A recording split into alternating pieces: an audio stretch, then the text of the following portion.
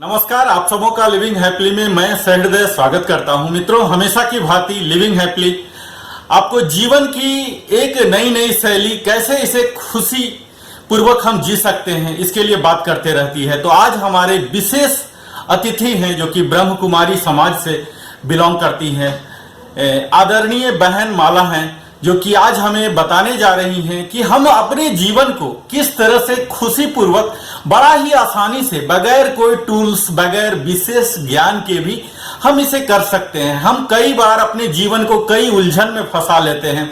इन सभी उलझनों में कैसे हम निराकरण पा सकते हैं, इन सारी ढेर सारी बातों आइए आज हम सीधा जानते हैं। आदरणीय बहन माला जी को आज स्वागत करते हैं। बोलिए बहन। नमस्कार।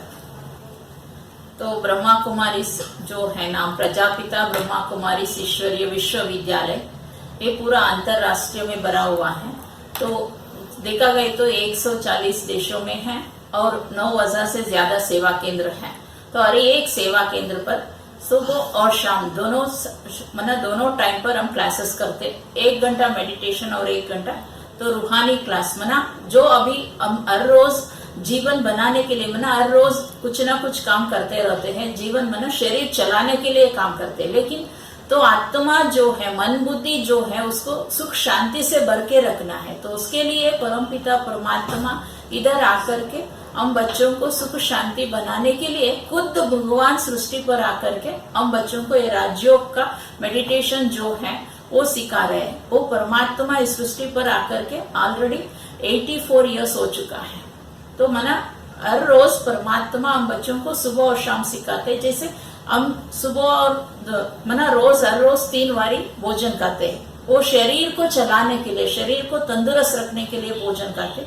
लेकिन मन अशांत भरा हुआ है, दुख भरा हुआ है, कुछ ना कुछ उलझन में फंसे हुए दुनिया, पूरा दुनिया भगवान को ढूंढ रहे हैं, पुकार रहे हैं। तो हे भगवान रहम करो, ऐसे चिल्ला रहे उन सभी मानव आत्माओं को।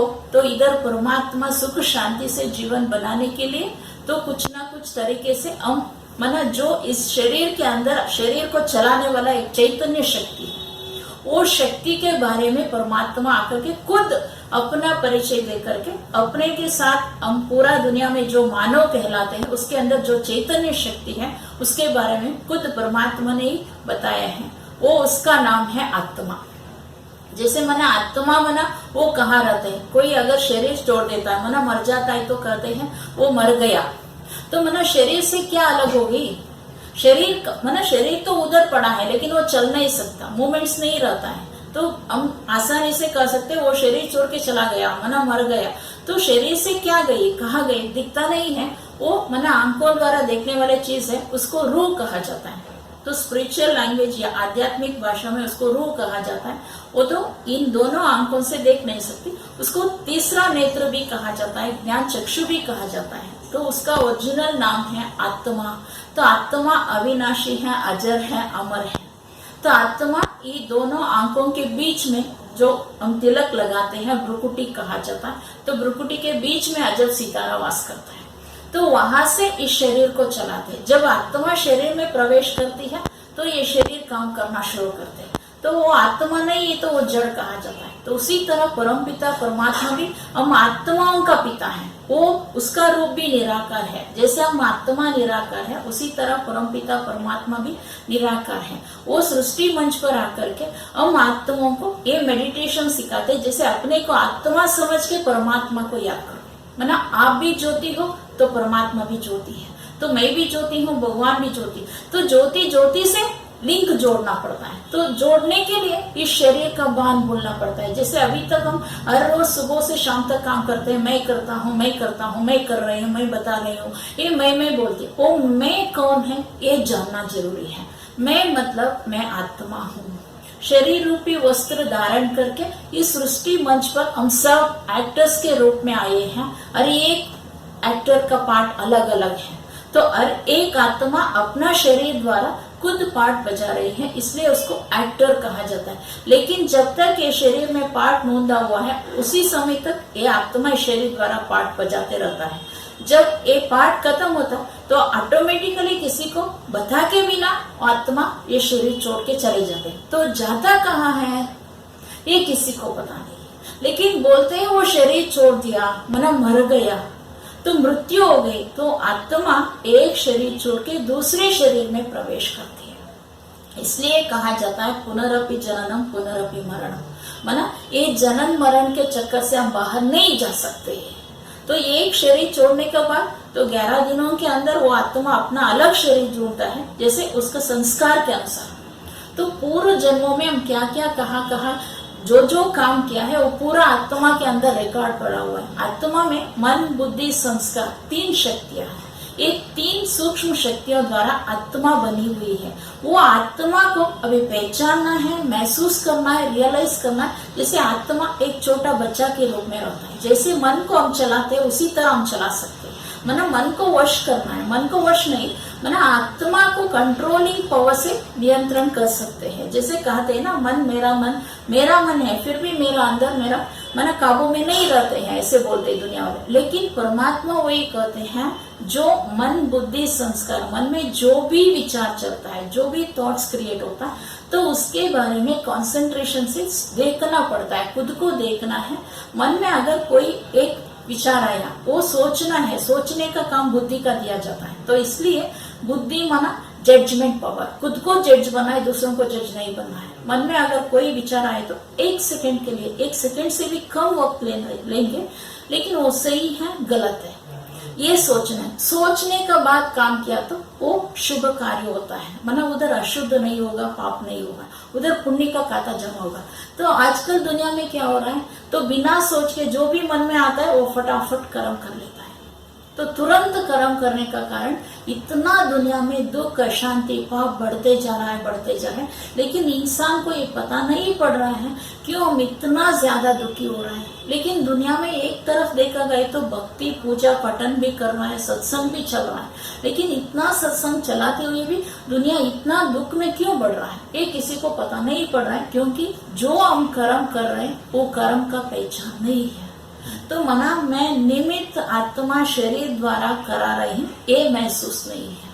जब तक ये महसूसता नहीं आएगा तब तक जो भी हम कर्म करेंगे वो पाप होता जाएगा। क्योंकि देह अभिमान है। देह अभिमान का मतलब होता है जो मैं समझती हूँ, तो उसके अंदर काम क्रोध लोभ मोह अहंकार, ये 5 भूत हर एक आत्मा में भर गया है। वास्तविक रूप में आत्मा का मूल गुण है 7 गुण, सुख शांति प्यार पवित्रता शक्ति आनंद।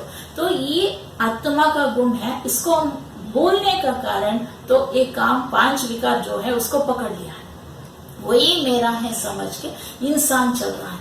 तो इसलिए परमात्मा कहते हैं अपने को पहचानो, अपने को रियलाइज करो, खुद को रियलाइज करो। माना self realization leads to God's realization. जब तक मैं कौन हूँ, मैं कहाँ से आया हूँ, तो मैं फिर किधर जाना है, ये जब तक पहचानेंगे नहीं तब तक तो किसी के अंदर जीवन के अंदर सुख शांति नहीं प्राप्त होगा। इसलिए परमात्मा कहते हैं अपना जीवन सुख शांति बनाना है तो मूल्यों से वैल्यू से भरा रहना है तो खुद को रियलाइज करो, खुद को पहचानो। मैं मतलब मैं ये शरीर नहीं हूँ, शरीर को चलाने वाला एक रूह है, उसको सोल कहा जाता है, ये आत्मा कहा जाता है। लेकिन उसको ये आंखों द्वारा देख नहीं सकते, उसको पहचान सकते। तो पहचानने के लिए तो परमात्मा को याद करना है। परमात्मा सिर्फ यही कहते हैं अपने को आत्मा समझ मुझ बाप को याद करो। माना वो हम सब आत्माओं के पिता हैं, परम आत्मा सुप्रीम सोल। वो जनन मरण रहित है,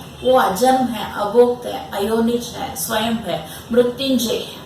लेकिन परमात्मा वो ज्ञान का सागर है, सुख का सागर है, शांति का सागर, सब गुणों का सागर है, शक्तियों का भंडारा है। वो खुद आकर के खुले दिल से इतना सालों से हम बच्चों को दे रहा है, लेकिन हम पहचान नहीं पा रहे। इसलिए परमात्मा एक आत्मा से विनती करते हैं, रिक्वेस्ट करते हैं, बच्चे अपने को रियलाइज करो, अपना मूल गुण जो है वो रियलाइज करके तो अपना प्राप्ति जो चाहिए सुख शांति तक जीवन जो बनाना चाहते हो वो उसमें जियो, ताकि तो वातावरण भी परिवर्तन हो जाता है। जैसा सोचेंगे उसी तरह जीवन बनेगा, जैसे अन्न खाएंगे उसी तरह हमारा परिवार बनता है। तो इसलिए कहावत है ना, जैसा अन्न वैसा मन, जैसा पानी वैसा वाणी। तो जो वाणी मना हमारा मुंह से जो निकलता है वो शब्द में प्यार भरा रहना है, शांति से भरना है, सुख महसूस होना है, तभी हमारे इंसान को हम परिवर्तित कर सकते हैं। जैसे हमारे इंसान के अंदर परिवर्तित होगा तो प्रकृति भी परिवर्तन होना शुरू हो जाता है। तो प्रकृति का हमने अभी खराब कर दिया है, तो इसलिए तो देखते हैं 5 एलिमेंट्स जो है 5 तत्व, उसका खराब से चलता है। मना बोलते इसका पता नहीं क्या होता है कब कब, लेकिन क्यों मना हमारे अंदर जो बड़ा है वो 5 भूतों के अंदर, तो 5 भूत से हम पकड़ के काम कर रहे हैं, उल्टा काम हो रहा है। तो इसलिए जब तक हम महसूस करके तो अच्छा काम नहीं करेंगे, मना खुद के जज नहीं बनेंगे, तब तक हमारे परिवार में सुख शांति नहीं बनेगा। इसलिए परमात्मा का पहला मूल सूत्र है बच्चे खुद को पहचानो, ताकि अपने को पहचानने से अपना परिवार को भी बचा सकते हो। अपने में शांति है तो परिवार को शांति का दान दे सकते हो, शांति दिला सकते हो, महसूस करा सकते हो, अनुभव करा सकते हो। तो खुद को पहचानो। खुद को पहचानने से परमात्मा इतना सालों से हम बच्चों को फ्री में मेडिटेशन सिखा रहे, तो एक इंसान से हम रिक्वेस्ट करते हैं आकर के अपना जीवन सुधारो, मौल्यों से वैल्यू से भर के जीवन बनाओ, ताकि हमेशा भी कहाँ भी कदम रखते सुख शांति का अनुभव ऑटोमेटिकली हो, ढूंढने का जरूरत नहीं है। तो भगवान को पुकार रहे, लेकिन भगवान तो सृष्टि मंच पर आकर के 84 जन्म हो चुका है, लेकिन वो निराकार है। और निराकार को बात करने के लिए वो एक आधार लेना पड़ता है। तो इसलिए वो साधारण वृद्ध मानव को आधार लिया है। जैसे गीता में कहावत है, वयोवृद्ध मानव के अंदर मैं परकाय प्रवेश करके उनको द्वारा गीता ज्ञान देता, तो उसका नाम है प्रजापिता ब्रह्मा।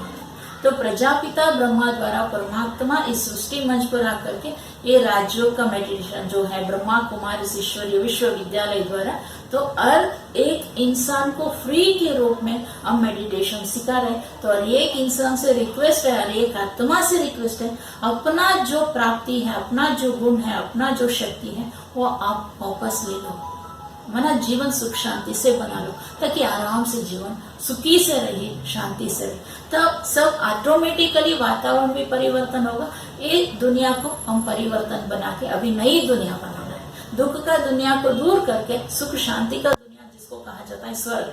स्वर्ग में देवी देवताएं रहते हैं। तो इसलिए हमारा एम एंड ऑब्जेक्ट है नर से नारायण, नारी से श्री लक्ष्मी। तो मानव को दैवी मानव बनाना, जिसको हम पूजा करते हैं देवी देवताओं को, वो मंदिर में जड़ मूर्तियां हैं, जड़ मूर्तियों को हम इंसान ने ही बनाया है।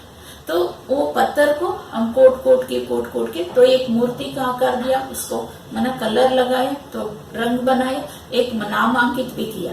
तो वो तो जड़ है, चैतन्य नहीं है, लेकिन हमारे अंदर सोचने का भी है, विवेक भी है, सही क्या गलत क्या, ये सब ज्ञान होते हुए भी हम अंधे हैं, क्योंकि तीसरा नेत्र बंद हो गया है, इसको कहा जाता है ज्ञान चक्षु, दिव्य चक्षु।